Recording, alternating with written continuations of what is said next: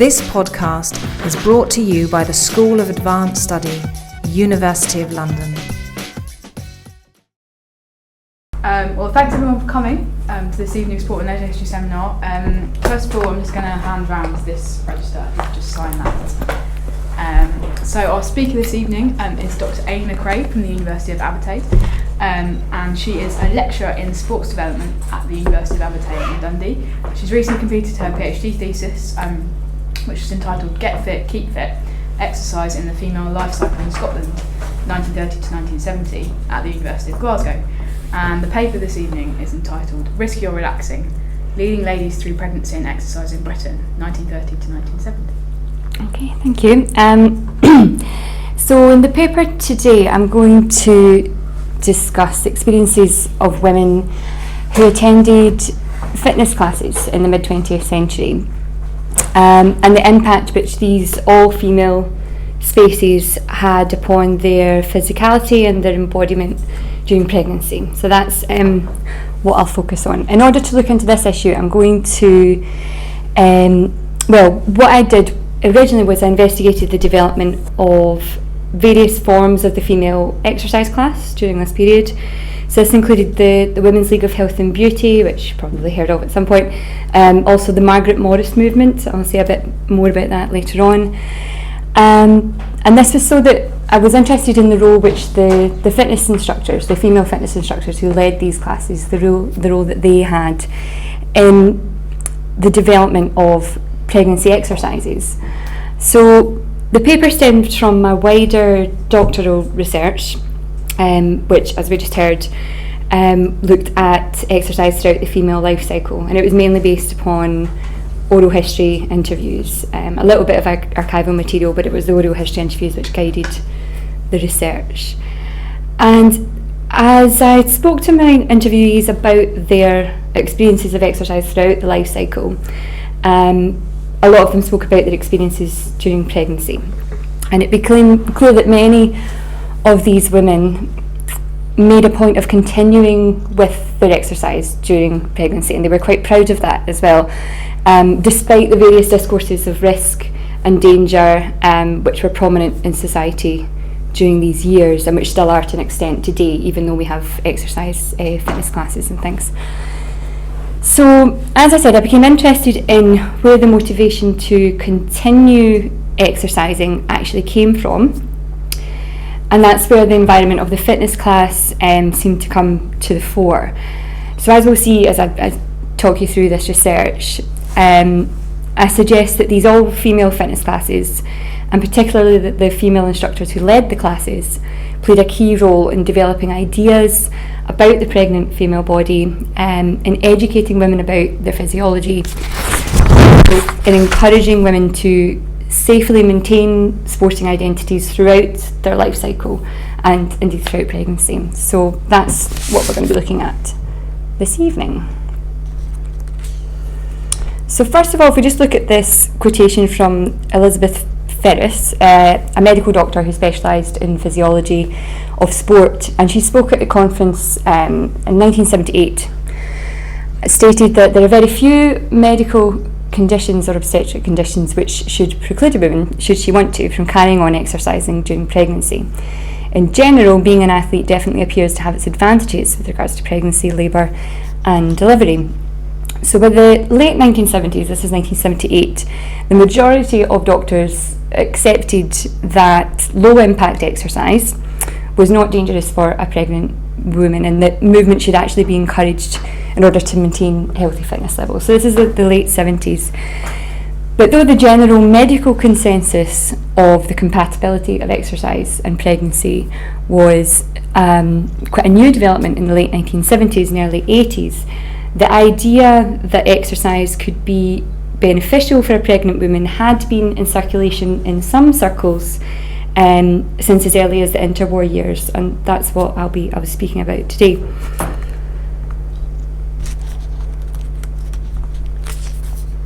So from the late 1930s, Margaret Morris, who we can see in the images here, and her fellow female instructors of the Margaret Morris movement, a dance technique, as well as I said earlier, as well as female fitness instructors in the Women's League of Health and Beauty. They were already developing and advocating the benefits of movement and exercise during pregnancy as a way of maintaining a happy and healthy self, preparing the body for labour as well. And Margaret Morris actually published a book on maternity exercises in 1936, and I'll speak more about that a little bit later on. So if we just look at this in context, Sveiniger, Bardolowska and Matthews, amongst others, have shown that the 1930s, what we were seeing was this mass phenomenon of female fitness generally, the female fitness classes, the Women's League of Health and Beauty, the Keep Fit movement. Both of these groups saw high levels of female participation from the mid-1930s. And Sveiniger, Bardolowska and Matthews have both argued that ideas about women's bodies were changing during this decade, during the 30s. They suggest that this was a time when women were granted more freedom to take part in feminine forms of exercise as part of a glamorous and crucially socially acceptable beauty and fitness regime, part of modernity. Fiona Skillen has also shown that the interwar years was a period when the spread of the modern woman or the flapper girl encouraged this certain kind of female figure, the beauty ideal, the body ideal, which in turn had major repercussions in sport and exercise. So with the changing fashions, the shorter hemlines, regular exercise as part of a fun, active lifestyle became an essential aspect of this fresh, young and modern female ideal of the late 20s and early 30s. However, at present, there's been little research into the cultural shifts throughout the 20th century with regards to ideas about exercise in the stage of the life cycle which a lot of women actually spent a lot of time in, pregnancy. So again, just to get a little bit of context here, in the early 20th century, many young girls remained largely ignorant of the physiological changes that they would encounter during adolescence and the practical reproductive duties which more than likely awaited them in later life, what they should expect during pregnancy. And what I found in my doctoral research was that this ignorance was irrespective of social class to an extent. There were just general taboos surrounding discussion of these subjects and in most groups, and there was a lack of a suitable vocabulary to voice these things. It wasn't socially acceptable. There wasn't socially acceptable terminology to talk about your body, to talk about body changes in adolescence, and also during pregnancy as well. Things like pregnancy, menstruation, labour, lots of taboos surrounding these stages in life. Similarly, for a pregnant woman, exposure of the pregnant body or discussion of your physical condition wasn't encouraged in public settings in the mid-20th century. So during my interviews, this was described by Mary, an interviewee who was born in a village on the west coast of Scotland in 1936. And as she says, "You didn't show yourself, all my pregnancy clothes were loose, nothing like today where you see people with slim dresses on showing the world that they're pregnant." She says, when I prompted her using the word norm, she said it was the norm, you didn't draw attention to it at all, and I grew up like that. The only way you discussed it was with another person around about the same age who was pregnant, or your doctor, she went on to say afterwards. But it wasn't getting information about how to care for your body during pregnancy, it wasn't readily available, and getting access to reliable information about how to care, of what you should expect. Obviously there were things going around, generational, there were conversations you could have about these things, but in terms of reliable information, there were obviously a lot of myths floating around. Even within the medical community, doctors and researchers had really quite definitely differing opinions on how safe exercise was during pregnancy with regards to the health of both mother and baby. But doctors were largely agreed on the benefits of fresh air and gentle walking. And of course it was appreciated that not all women would have the option of remaining mostly sedentary or not being able to be on their feet during pregnancy, especially if they had to continue working. And there's a lot of research on that in relation to differences in advice to women in relation to class, but I'm not going to go into that in much detail today. What the medical literature suggests is that ideally excessive movement and standing for long periods of time should be avoided at all costs, but excessive movement, vigorous movement. So if we just look at this, we can see a recommendation in a medical journal from 1946 suggesting that a pregnant woman should be removed from heavy work, particularly where this involves muscular strain of an intermittent or jerky nature, and which requires continual standing. So consequently, vigorous, fast-paced, competitive exercise, which was supposed to put the same kind of strain on the female body, this would all be discouraged for fear of miscarriage.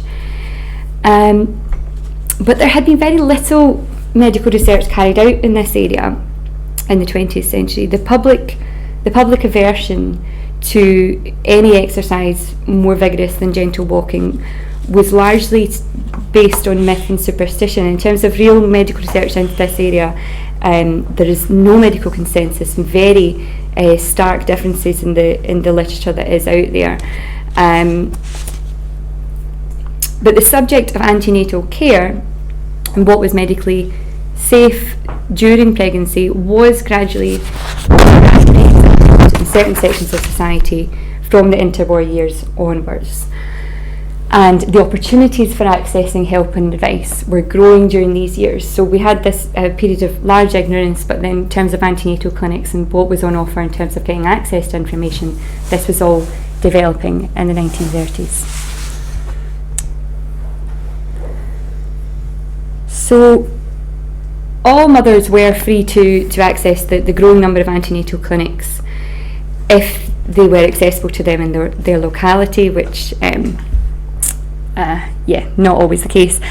But in the 1937 report in the British Health Services, it showed that only 35% of Scottish mothers, 36% of Welsh mothers and 17% of English mothers were attending the antenatal clinics at this time.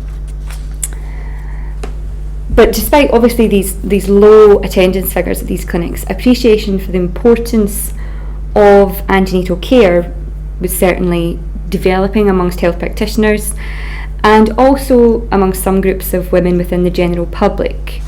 For example, those who were familiar with the Margaret Morris technique.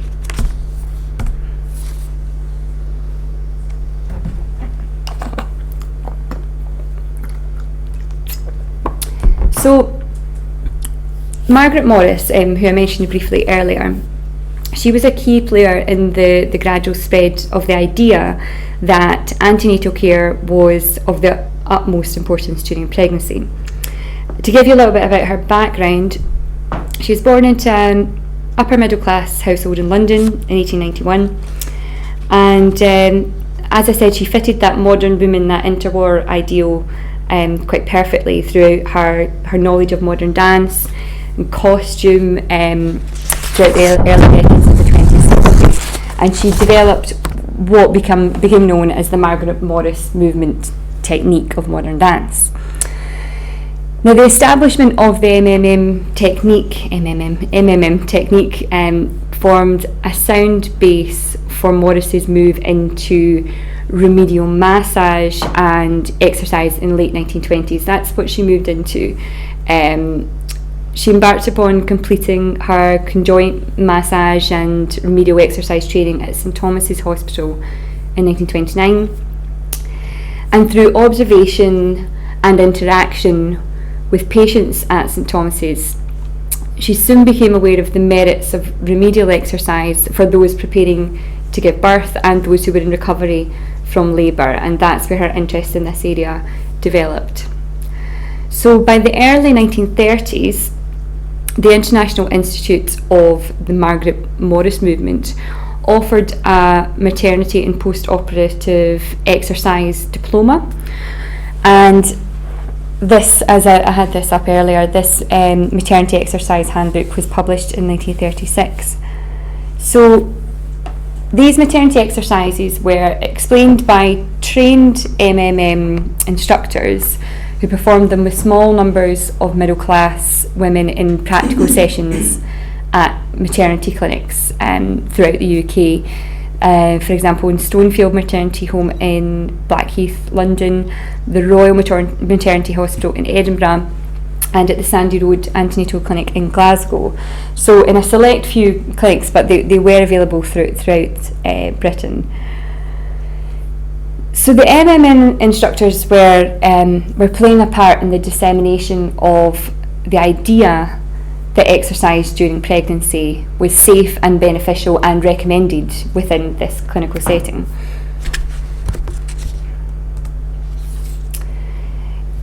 So linked to this, in 1948, the MMM produced an instructive film of these antenatal exercises. Unfortunately, I don't have any clips of the film. It's only available at an archive in Scotland.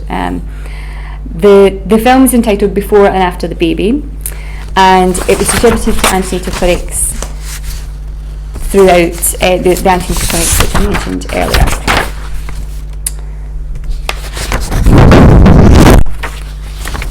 So the film displays a series of antenatal exercises which, interestingly, given the taboo surrounding exposure of the pregnant female body, which I spoke about earlier, these are performed by an MMM instructor who's in the 9th month of her pregnancy, and she's only wearing a swimsuit, so that you can see the body moving and you can see the way that it works in response to these exercises. They're extremely low impact, but they're all about strengthening the core and strengthening certain muscles in preparation for the task in hand. But they're, as with a lot of these exercises, they're quite fast paced, and there's a lot of movement involved, a lot of jerky movement, which would in certain medical journals not be recommended. But this is in the clinical setting, and these are recommended in this particular film. I wish I had a clip of it, but this gives you an idea of what it looks like. There's also engagement with a nurse in the film as well to show how they can engage with the patient and help them to carry out the exercises. Throughout the film, it tells us that these are safe, these are presented in a medical setting. They're not only safe, but they're extremely beneficial to the health of the pregnant woman by aiding labour and postnatal recovery, and that's reiterated throughout the film. Now, in later pregnancy, the Morris technique warns against vigorous exercise. It did say that the squats and leg lifts could be performed whilst heavily pregnant, but you had to be careful. There was always this a warning which was put in with any of these kinds of things in relation to pregnancy. But I think, as we can see in the quotation here, the body weight is reduced to a minimum and they are much less vigorous in character, but they should all still be performed. That's the message which is put across. You shouldn't be expecting to be sedentary in this time of your life, and that's what's so important here. So to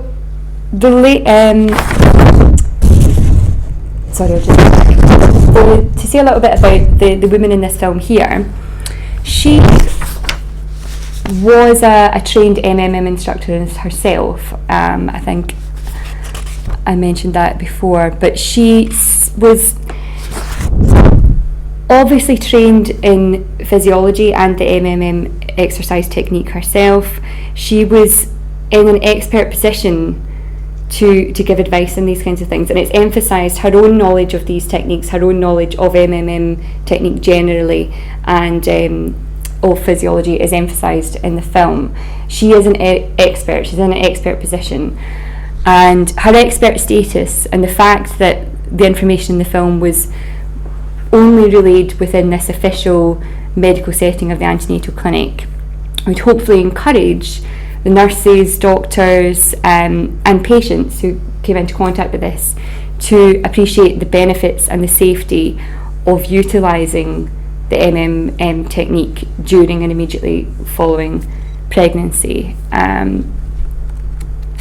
I spoke earlier about the difficulty of accessing reliable information and trustworthy information, and this is in an expert setting, which, depending on your relationship with the medical community, might be taken as a positive and might work to encourage you to keep active in this time of your life.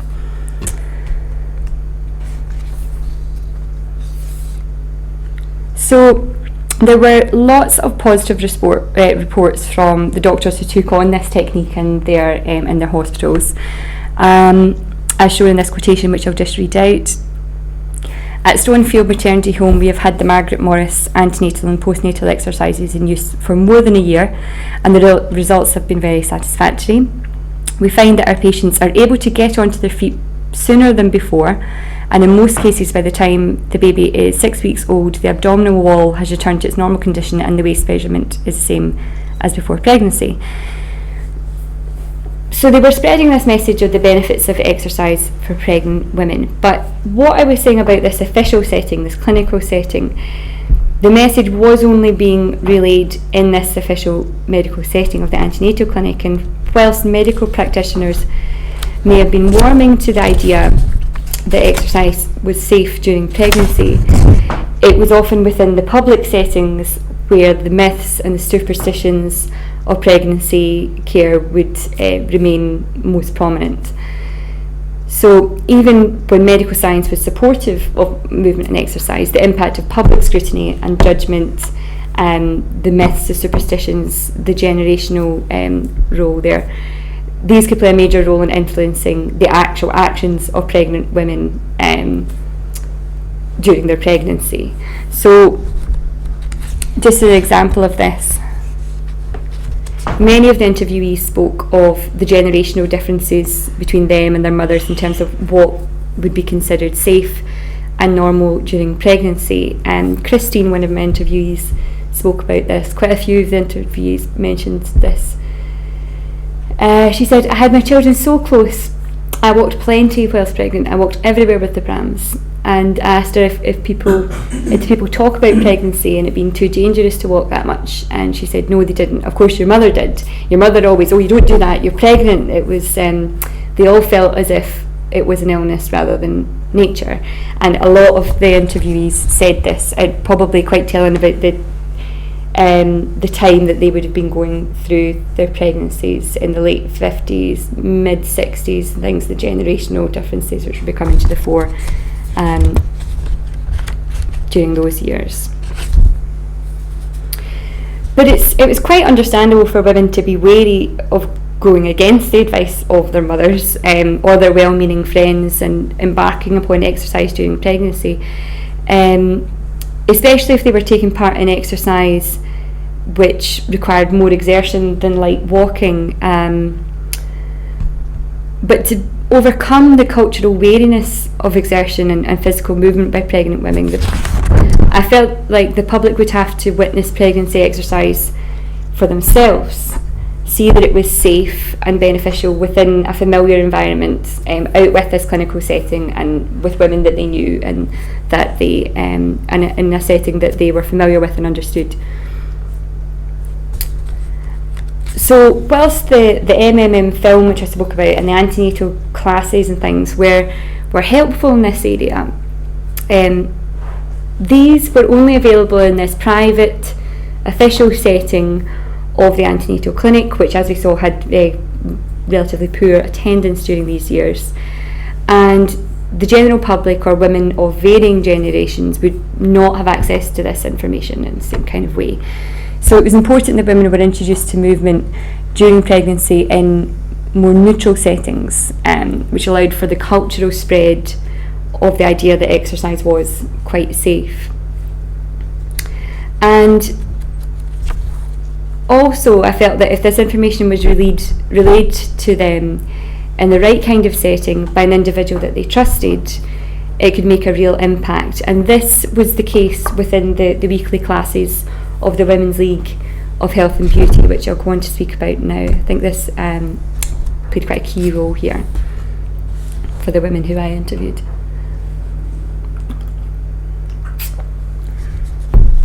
So, to give a little bit of context here, the Women's League of Health and Beauty, or the League as the women I interviewed referred to it, it provided, in the settings I looked at, weekly community classes for women where calisthenics, core and flexibility exercises and dance movements could be performed to music under the direction of a trained instructor.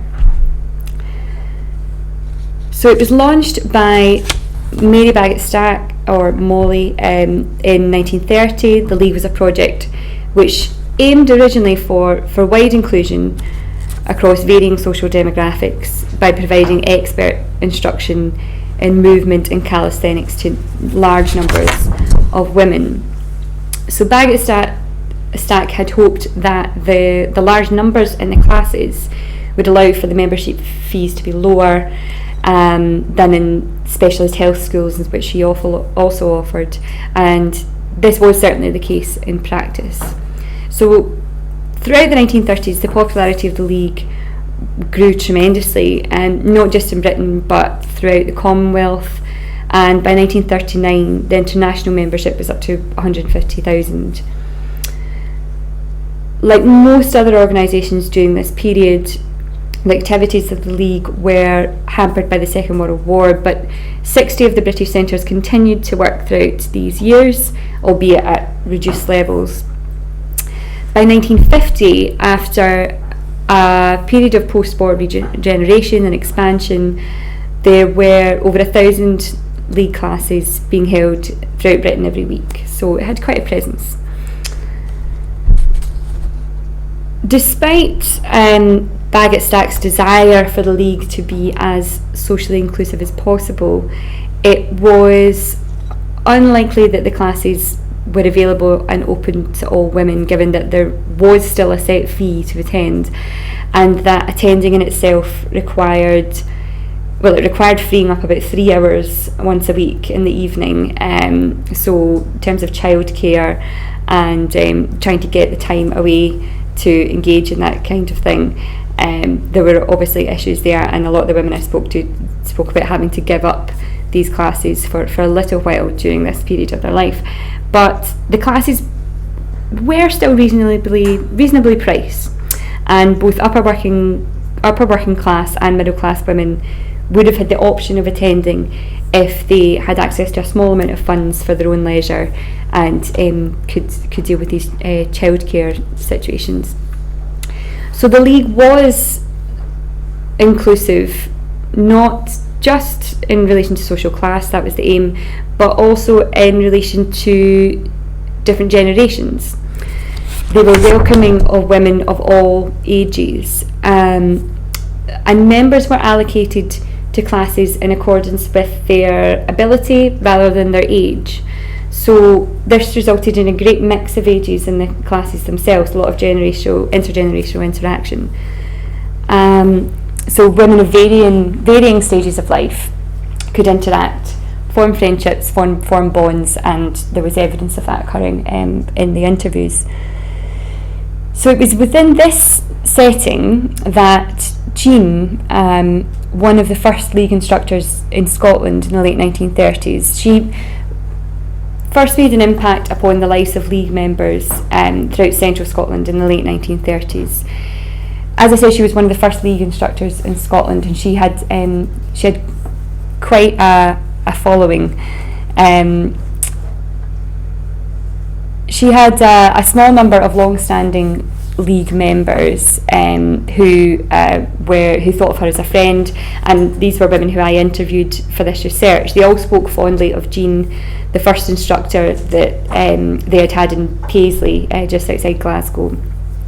I interviewed Sarah, Jean's daughter, she followed in her mother's footsteps and also became a league instructor, and she was in her early 60s when I interviewed her a couple of years ago. And in her interview, Sarah commented on the dedication of the members in her Paisley class, many of whom first joined the league in the 1940s and are still members to this day. So I'll just read through this. Now, you saw the Paisley girl. I attended the class, so that's why she said that. Now, I would say 70% of them joined as young married women or teenagers, and it seems to be, I don't know what it is, but it seems to instill a great sense of loyalty and dedication, devotion, becomes a part of their life. I can't give you an answer. I don't know what it is. The music, the teacher, the companionship, getting fit. Even at a relatively advanced age, I mean, I'm talking over 60, certainly over 70, they're extremely fit, and that doesn't happen overnight. That's an accumulation of coming as a junior member, going away, having a baby, being fit to have your baby, and being fit to come back quickly after your baby, and then being complimented by the medical profession on A, how fit they are, and B, how quickly they recover.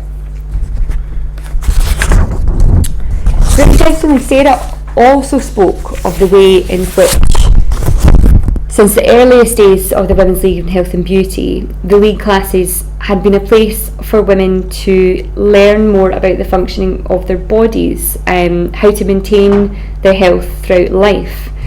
She said, I suppose basically her idea was it was to improve women's health, to educate them in their body and how their body worked, because up until then having a baby was about the most they got to know about their bodies, and quite often they didn't have much information about that situation. So linked to this, Maggie was one of my interviewees. She was born in 1927, was a league member from the age of 13 and is still a member today. She also referred to this aspect of the classes when she attempted to explain what it was that made Jean, Sarah's mother, the original instructor, such an outstanding and inspiring league instructor. Maggie stressed in her interview that whilst the carrying out of the exercises and the dance routine was of course prime importance during the class, the best teachers would combine their dance and movement instruction with advice regarding the body by explaining why certain exercises were so vital.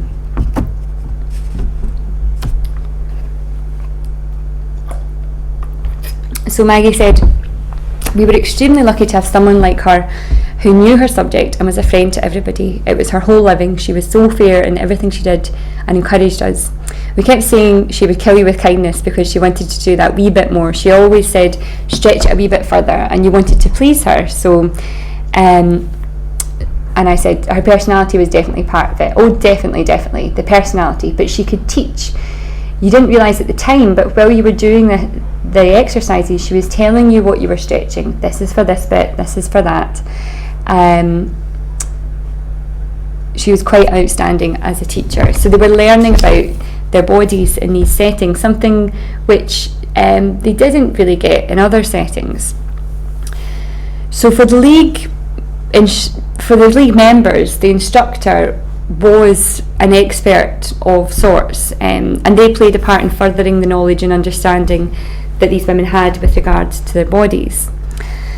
The league instructor was in a position of authority within the class, but was also a friend to everybody, as Maggie suggested in her interview, which would have made her a less intimidating figure than the authoritative experts within the medical setting, and certainly the male doctors who a lot of these women came into contact with but didn't feel particularly comfortable with.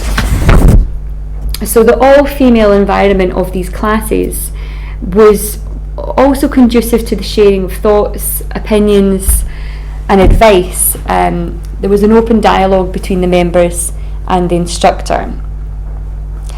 And as we saw from Sarah's comments earlier, Sarah, the daughter of Jean, the league instructor, and also a league instructor himself, she referred to the loyalty and dedication of the league members. The league offered a form of exercise which complemented the female life cycle in the way it was understood during these years. These low impact exercise routines could be safely performed throughout various life stages, including old age and during pregnancy. So with all of these points in mind, we can begin to understand why the interviewees spoke at length about the way the league instructors and the environment of the class itself allowed them to feel confident and comfortable maintaining their exercise participation all throughout their life and during their pregnancies. A combination of things. So it's clear that Jean, the league instructor, her appreciation of her own body's physical capability and her own level of physical fitness meant that she felt confident continuing with exercise and instructing the league classes whilst she was pregnant. She continued to instruct the classes while she was actually pregnant herself. I think this probably had a major impact on the women in the classes. So Jean had 4 children between 1946 and the late 1950s, and she continued to display the exercises for her league classes throughout all of these pregnancies. And Maggie, who was one of the members in Jean's class, she recalled the way in which Jean worked to accommodate her changing body shape during the classes. Can you see? I don't know if we've got. Oh no, there's no way. We can have a go. Nah, it doesn't matter. Okay. So this was an interview with Maggie, and she was just telling me about Jean and what she did over the years, and she said that she had a very, very narrow platform, and she complained that there wasn't enough room for her and her bump in front when she turned to the side to display something. So she took some of the advanced girls up to demonstrate the exercise she wanted to do, put you through the movements so that the girls could follow. But she demonstrated right up until she was due practically. And I asked her, because we've been talking about these ideas of safety in pregnancy, I said, was anybody in the class worried about her still teaching? And she said no. Everybody just accepted that was her. She just did it. And you knew that she knew what she was doing. She wouldn't overdo anything. So again, this expert status of Jean is referred to. She was someone who knew what she was doing. So despite the well-meaning advice that these women might have had from the older generations, older people in their family who were under the impression that pregnancy should still be sedentary, the environment within the league class was ideal for encouraging them to move and keep active during their own pregnancies. It's a combination of things. And as Maggie noted in her interview, the women who attended the classes whilst pregnant felt safe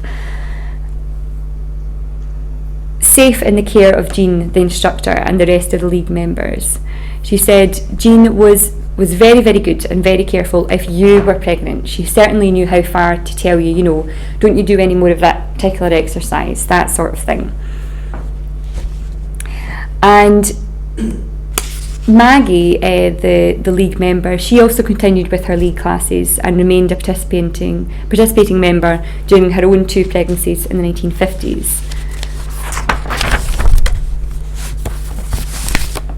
So we spoke about this, and she said, oh yes, I said, when you were actually pregnant yourself, did you still exercise? She said, oh yes, I got one of the pairs of pants from one of the stout ladies in the class so that I could keep going. So you kept up with the classes. Oh yes, I was pregnant, both the girls, until just a few weeks before they were due. Just carried on. I asked her if she toned it down. She said, oh yes, Jean would say to me, don't you do this particular exercise, this isn't suitable for you. But no, I kept going all the time, and I think that was why my pregnancies were very easy, never had any stitches, never had any bother. So Maggie had already witnessed Jean and other members carry on with their exercise participation during their pregnancies in the late 1940s, and thus she felt that it was natural for her to continue with the league during this stage of her own life as well. So the female fitness instructors, such as Margaret Morris, Martha Arnott, who we saw in the film in the swimsuit, and Jean and Sarah from the Women's League of Health and Beauty, they were all aware of the benefits which movement and exercise could have for a woman during pregnancy. So Margaret Morris seems to be something of a pioneer with regards to promoting antenatal and postnatal exercises within clinical settings from the 1930s onwards. From the more neutral or informal settings of the Women's League of Health and Beauty, the intergenerational groups of women here were shown that gently exercising during this stage of the female life cycle was normal, encouraged, relatively harmless and healthy if you adjusted your exercises in certain sorts of ways. So these fitness instructors, they weren't world leading doctors or researchers, but they were strong leading women who made an impact in the wider cultural development of pregnant embodiment in these safe all female settings, in these different kinds of settings. So in the 1950s, definitely the taboos still prevailed with regards to exposure of the pregnant body and discussion of pregnancy or birth in public. Meanwhile, many pregnant women generally continued to be wary of exerting themselves for fear of miscarriage, for natural fear of miscarriage. But cultural shifts were taking place during these years. And as I've tried to argue, that the spread of the MMM antenatal technique and the welcoming of pregnant women into the Women's League of Health and Beauty classes showed that small groups of women were embracing the idea that pregnancy could be safely active and that they shouldn't forego those gentle physical activities which help to de-stress them and relax them and which were such an important part of their natural life. Also, I've not had time to speak about this today, but outside the confines of the league class and the MMM classes, there were women who were maintaining their exercise participation throughout their pregnancies in other kinds of sporting settings, not just in these exercise classes. Despite condemnation from some of their peers and their family members. So some of the other sporty women who I interviewed for this research, they were people who viewed exercise or sport as such a part of their life, a part of their sense of self, that they were unwilling to forgo their participation completely during pregnancy. They didn't feel that they would be harming themselves or their baby by keeping active. They understood their bodies, their capabilities to an extent in terms of what they were capable of, and they maintained some level of exercise during this life stage. One of the other interviewees, Mary, who had 6 children between the 1950s and the early 60s, she spoke of exercise as something which helped her relax throughout each of her pregnancies, rather than being something that she saw in any way to be risky. During the interview, she tried to explain her decision to carry on playing badminton during her pregnancies in the 1950s, which was contrary to the advice of her mother. And she really just talks about herself here. She says, "Now, always throughout my life, I've never run with the herds. I've made up my own mind about certain things, and I've reasoned it out." She talked at length about this, but these were women who listened to their bodies, understood their physical capabilities, made the decision to keep exercising during pregnancy. But significantly, they were also aware that their actions were perceived by others in society to be unusual and to be dangerous, but they'd chosen to take this themselves.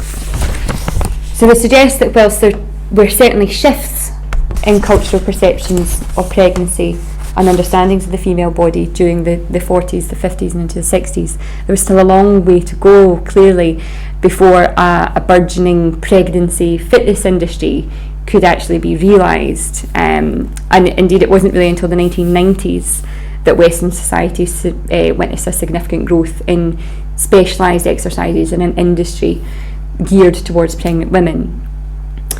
But what I've tried to say today is just it's clear that these female fitness instructors who were encouraging pregnancy exercise, and those women like Mary, who I spoke about at the end there, who were choosing to maintain their physical fitness throughout their pregnancies, all of these women were developing the idea that pregnancy and exercise, or even pregnancy and sport, were compatible. And consequently, they were helping women to safely maintain sporting identities throughout every stage of their lives, and gradually breaking down socially constructed restrictions on the female body. Okay, that's all I have to say. Thank you.